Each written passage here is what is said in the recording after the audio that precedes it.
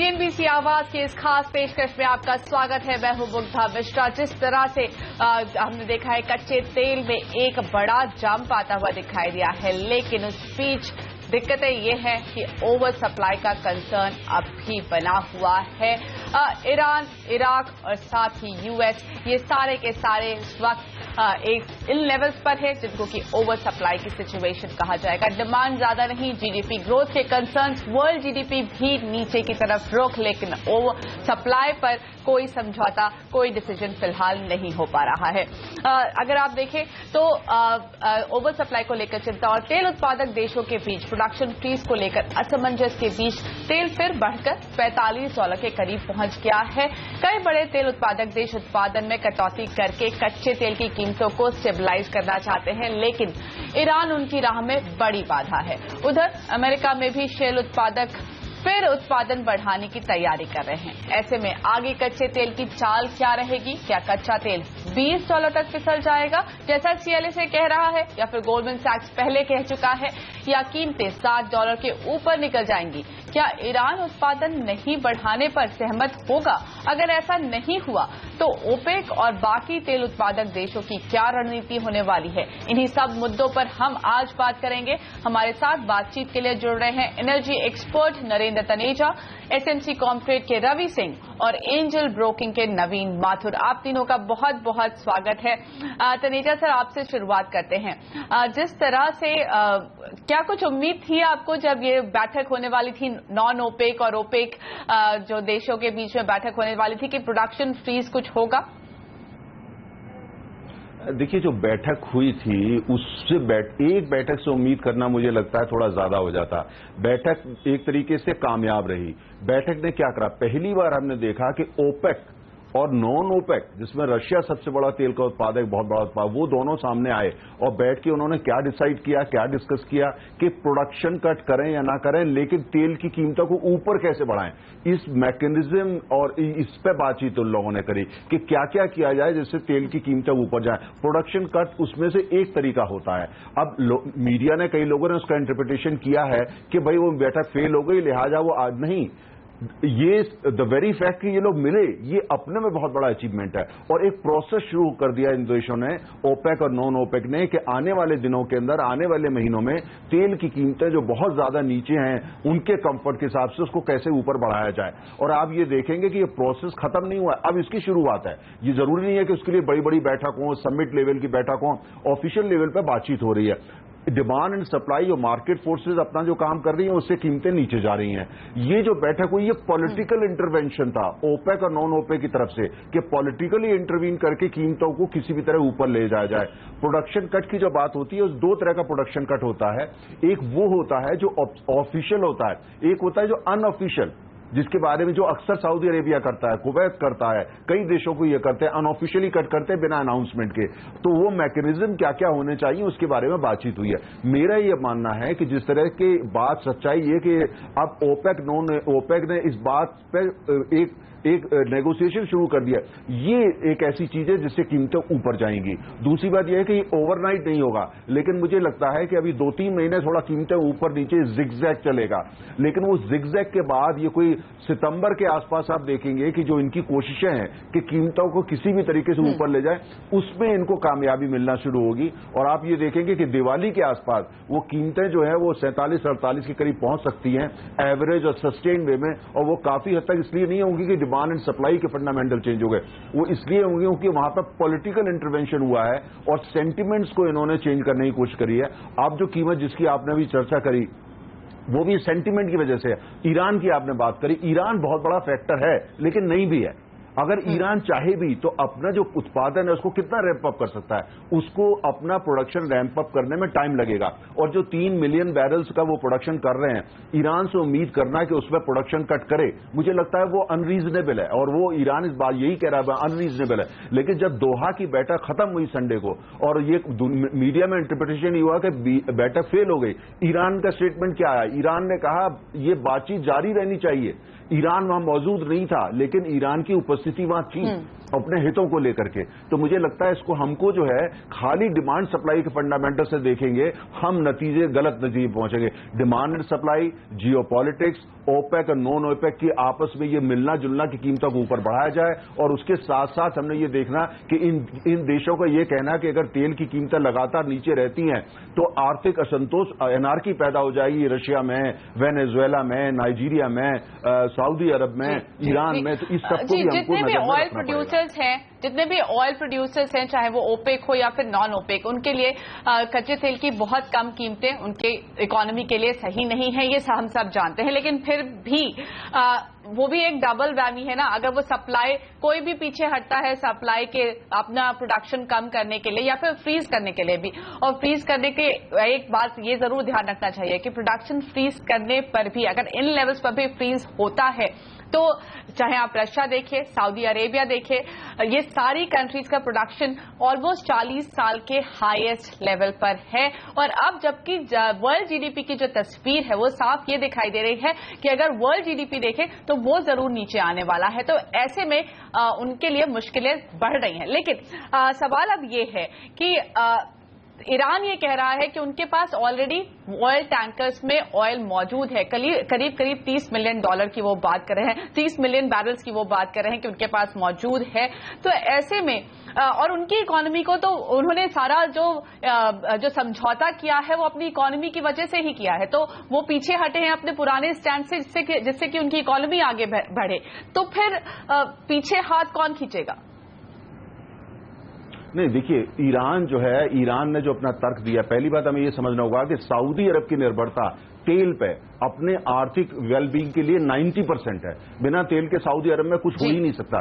Iran की स्थिति बिल्कुल अलग है। ईरान की निर्भरता हाइड्रोकार्बन तेल और गैस पर मात्र 26% है। और दूसरी बात यह कि ईरान के खिलाफ अभी सैंक्शन हटे हैं, तो वो तेल को लेकर इतना बड़ा दुनिया में फसाद नहीं चाहता कि पूरी दुनिया एक बार फिर उनके खिलाफ हो जाए या ओपेक खिलाफ हो जाए या नॉन ओपेक, वो नहीं चाहेगा। लेकिन वो अपना एक पॉइंट ऑफ व्यू दे रहे हैं और उसको लेकर के आए। दूसरी बात मैं आपको बताऊं, डिमांड, जो आपने मांग की बात करी, डिमांड कहां, डिस्ट्रक्शन डिमांड का कहां पे हो रहा है? मांग भारत में अगर आप मार्च का डेटा देखें तो भारत से तो मांग बढ़ी है। अच्छा, और दूसरा हमको ये समझना पड़ेगा कि जो ग्रोथ ग्लोबल इकोनॉमी में दोबारा अगर शुरू होती है वो बिना तेल के तो नहीं हो पाएगी। और जहां तक स्टोरेज की आपने बात करी, ईरान ने जो वहां स्टोर कर रखा है, ईरान भी सारा तेल एक बार नहीं लाएगा क्योंकि उसके हित में नहीं है। चाहता क्या, देखिए, सऊदी अरब को छोड़ के कॉस्ट ऑफ प्रोडक्शन हर देश की ज्यादा है, ईरान की भी काफी कम है, लेकिन इवैक्यूएशन कॉस्ट उनकी भी ज्यादा है। बाकी अन्य जो देश है, अगर कीमतें $30 से नीचे रहती हैं तो ज्यादातर अर्थव्यवस्थाओं के लिए वो गलत खबर है। और हमको ये भी समझना पड़ेगा, खाली ये बात नहीं है कि उनको कितना पैसा मिलता है, देखना ये है कि अगर तेल बहुत सस्ता रहता है और रूस में या सऊदी अरब में या वेनेजुएला में या हो सकता है इवन ब्राजील में पॉलिटिकल क्राइसिस होती है और उसका नतीजा ये होता है कि कीमतें फिर एक बार जो है $100 पर पहुंच जाती है, वो ग्लोबल इकोनॉमी के इंटरेस्ट में नहीं होगा। तो मुझे लगता है ये रीबैलेंसिंग एक्ट हो रहा है, डिमांड एंड सप्लाई के हिसाब से रीबैलेंसिंग है, जियोपॉलिटिकली रीबैलेंसिंग है, ओपेक के अंदर से रीबैलेंसिंग है, ओपेक नॉन ओपेक का साथ आना ये रीबैलेंसिंग का प्रोसेस है जो मुझे लगता है कम से कम 6-7 महीने तो कम से कम चलेगा। ओके, नवीन, क्या आपको लगता है यहाँ पर जो सारे पार्टिसिपेंट्स हैं वो एक तरह से they are on the table और वो कुछ बातचीत कर रहे हैं, आगे कच्चे तेल की कीमतों को कुछ पुश मिलेगा? क्योंकि सऊदी अरेबिया ने कह दिया है कि वो चाहते हैं इस साल के अंत तक $65 का टारगेट होना चाहिए कच्चे तेल के लिए। आपको लगता है वो पॉसिबल है?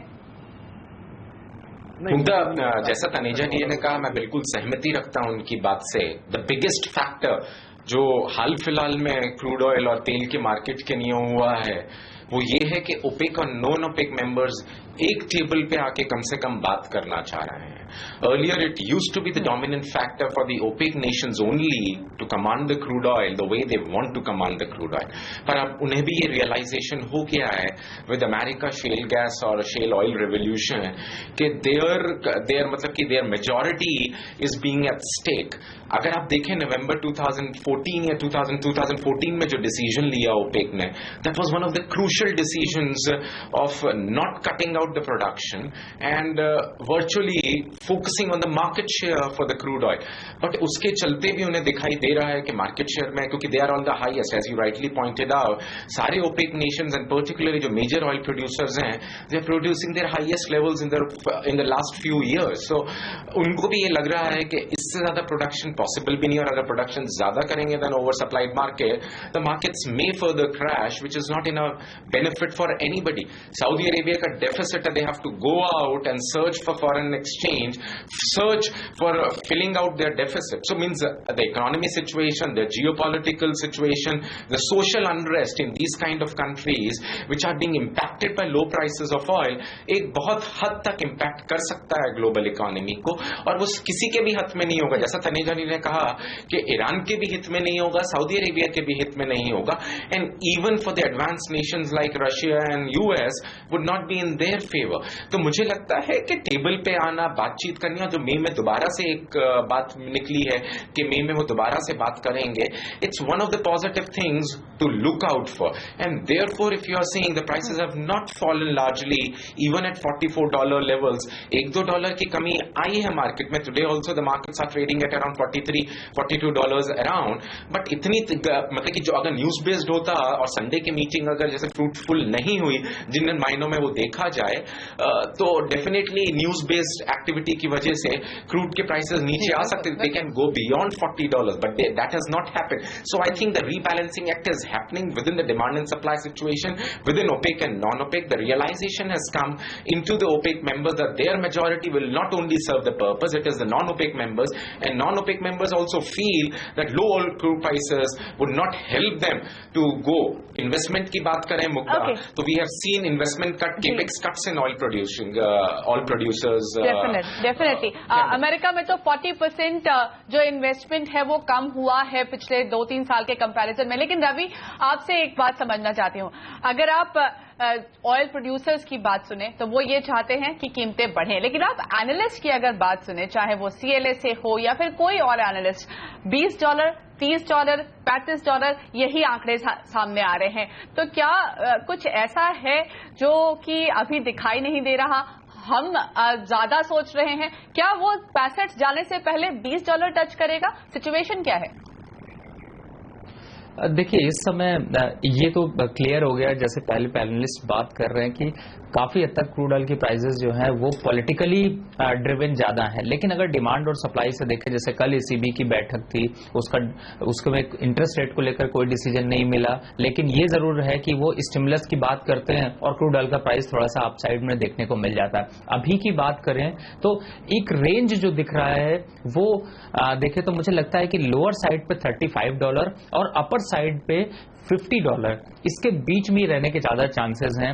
ना तो बॉटम आउट होता हुआ नजर आ रहा है. $65 की भी कंडीशन इसलिए नहीं बन पा रही है क्योंकि सप्लाई साइड से कोई भी अपनी सप्लाई को कम करने के फेवर में नहीं है, क्योंकि किसी भी कंट्री का बजट, खासतौर से OPEC कंट्री हो या रशिया हो या US भी पॉलिटिकल वॉर जिस तरीके से छेड़ी थी वो देखते हुए तो अभी ये रेंज ज्यादा दिखाई देती है. लेकिन हाँ, इस दोनों केसेस में इंडिया वालों के लिए ये है कि मुझे लगता है कि भारतीय बाजारों में फिलहाल 3000 का अपर जो लेवल है, 3200 का जो अपर लेवल है और लोअर साइड पे जो 2600 का लेवल है, इनके बीच में ज्यादातर कारोबार होता हुआ नजर आ सकता है. ओके, चलिए, काफी कुछ बातें हैं. क्या ईरान वाकई प्रोडक्शन कट करेगा? शेल उत्पादन, जैसे ही कीमतें बढ़ती हैं शेल उत्पादन भी बढ़ सकता है. तो फिर आफ्टर ऑल क्या वाकई कच्चा तेल आगे बढ़ भी पाएगा या जैसे ही आगे बढ़ेगा वापस सप्लाई आ जाएगी? बातें करेंगे ये सारी ब्रेक के बाद.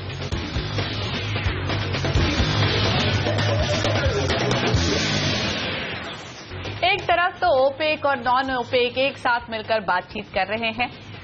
नतीजा कुछ नहीं निकला इस बार, लेकिन मई में दोबारा मिलने वाले हैं. लेकिन दूसरी तरफ उनकी तरफ से जो बयान आ रहे हैं वो कच्चे तेल की सप्लाई को रोकने के लिए तो बिल्कुल नहीं है.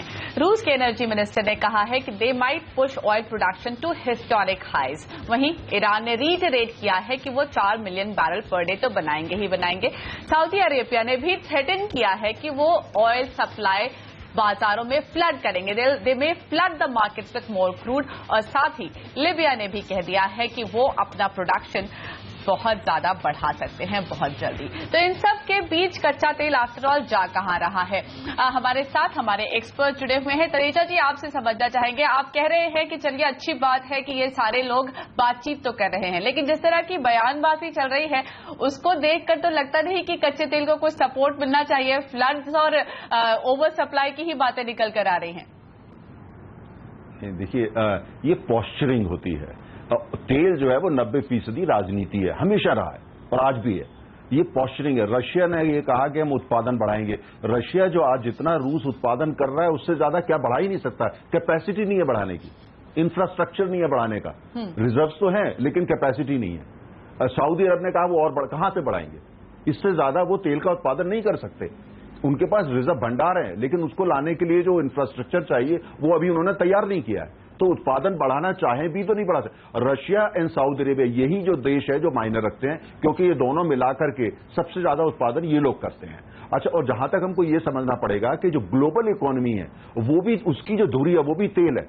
अगर तेल की कीमतें बहुत नीचे जाती हैं और इतना नीचे चली जाती है कि ग्लोबल इकोनॉमी में बहुत ज्यादा जो है कॉन्ट्रैक्शन आने लगता है और ज्यादा स्लो हो जाती है, किसी के इंटरेस्ट में नहीं है। तो हमको ये समझना पड़ेगा जो बैठक दोहा में हुई और जो ओपेक और नॉन ओपेक की दौड़ थी, ये क्या थी? ये मैनूवरिंग है। ये मैनूवरिंग इस तरीके से कि डिमांड एंड सप्लाई को इंपैक्ट करते हुए, अपना मार्केट शेयर मेंटेन करते हुए कैसे हम कीमतों को ऊपर ले जा सकते हैं। इनकी कोशिश यह है कि हर एक का मार्केट शेयर भी बरकरार रहे लेकिन उसके बावजूद कीमत थोड़ा ऊपर चले जाए। मैं आपको एक उदाहरण देता हूं। तेल सस्ता है, हम दुनिया में सबसे बड़े तेल उत्पाद आयातक में आते हैं, हम हैं, चीन है, जापान है। अब हमने क्या देखा, तेल की कीमतें कम हुई, हमको फायदा हुआ, लेकिन हमारे निर्यात घट गए।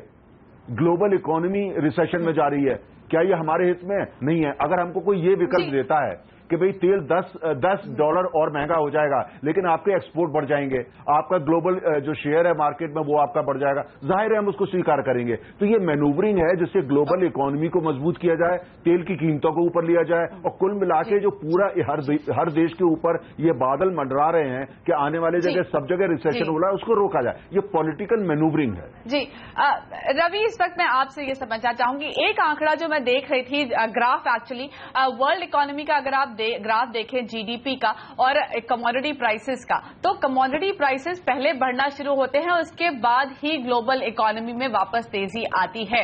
और शायद वही बात नरेंद्र तनेजा जी भी कह रहे थे। लेकिन इस वक्त जबकि अगर आप देखें तो यूएस का जो प्रोडक्शन है, जो उनकी रेट काउंट्स हैं, वो पिछले साल के कंपैरिजन में 1/3 रह चुकी हैं।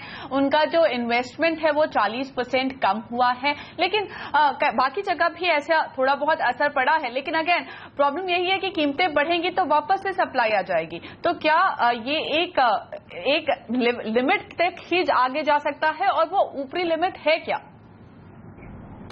देखिए मुग्धा जी, एक चीज समझिए, जो ये पॉलिटिकल वॉर की बात कर रहे हैं, क्रूड ऑयल की प्राइसेस की बात कर रहे हैं, उसकी सबसे पहले शुरुआत यूएस ने ही की थी। जब उन्होंने 2 साल पहले अपने स्ट्रैटेजिक रिजर्व को ओपन किया था टेस्ट करने के लिए, उसके बाद ये सप्लाई डबल हुई थी। उस समय क्रूड ऑयल का प्राइस $120 के पास था और उस स्ट्रैटेजिक रिजर्व का जो सप्लाई आया उसकी वजह से क्रूड ऑयल का प्राइस जो है वो $40 तक गिरता हुआ नजर आया। अभी की बात करें तो रिग काउंट लो है और यूएस भी इस चीज को अब समझ चुका है कि रिग काउंट लो है, तो अब उनके भी प्रोडक्शन यहां पर बढ़ेंगे, घटने के आसार बिल्कुल नहीं दिखाई देते हैं। और रही बात इकोनॉमी की, तो यूएस की इकोनॉमी से ज्यादा फर्क पड़ेगा रशिया, ओपेक कंट्रीज को और इंडिया को। इंडिया के एक्सपोर्ट की बात कर रहे थे, इंडिया मैक्सिमम एक्सपोर्ट यानी 70% अपना एक्सपोर्ट जो है वो ओपेक कंट्रीज को करता है। तो ऑब्वियस है कि अगर क्रूड ऑयल की प्राइसेस लो होती हैं तो उसका इंपैक्ट पड़ेगा। अब अपर साइड जैसे $65 कह रहे हैं, अगर $65 आता भी है पॉलिटिकल वॉर की वजह से, जैसे कुवैत ने अभी किया कि स्ट्राइक करी, उसके बाद से $5 से $60 की तेजी देखने को मिली, तो मुझे लगता है $65 सस्टेन कर पाना बहुत मुश्किल है। उन लेवल को टेस्ट करने के बाद इकोनॉमी में वापस से एक बड़ा ड्रॉप देखने को मिल सकता है। तो मुझे लगता है कि क्रूड ऑयल की प्राइसेस अभी फिलहाल जिस तरीके से कंट्री वाइज स्टेटमेंट आती है और मीटिंग का रिजल्ट कुछ और निकलता है, उसको देखते हुए फिलहाल $65 का लेवल आना थोड़ा मुश्किल लगता है। जी जी जी जी ओके, तो लगता है $65 भले ही पहुंच जाए एक बार, लेकिन सस्टेन करना मुश्किल है। तो फिर तो है क्या एवरेज इस वक्त कच्चे तेल की कीमत, कहां पर टिकेगी कच्चे तेल की कीमत लॉन्ग टर्म में भी, समझेंगे छोटे से ब्रेक के बाद।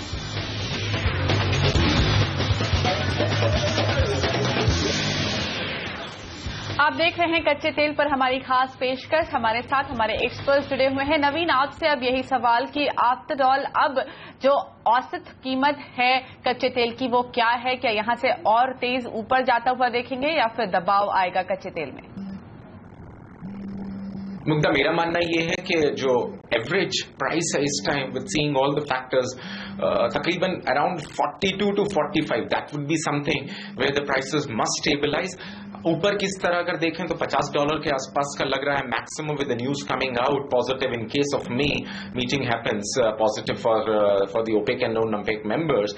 बट ओवरऑल एवरेज की जहां तक बात करें, मेरा मानना यह है कि अगर सारी सिचुएशन को एक आंकड़े में दिया जाए क्रूड के प्राइसेस में, so that is approximately $42-45 levels where the prices are currently. Everything from here would depend upon what would be the economy situation, what the OPEC and non-OPEC member take the calls at. Okay, Taneja ji, Ravi Singh ji और नवीन, आप तीनों का बहुत बहुत धन्यवाद आज हमारे लिए समय निकालने के लिए। तो लगता है औसत प्राइस आज के जो लेवल्स हैं उनके आसपास ही $45 के आसपास का स्तर, जहां पर ज्यादातर एक्सपर्ट मान रहे हैं कि कच्चे तेल को स्टेबलाइज होना चाहिए। हमारी इस खास पेशकश में इतना ही फिलहाल। हमें दीजिए इजाजत और आप देखते रहिए CNBC आवाज। नमस्कार।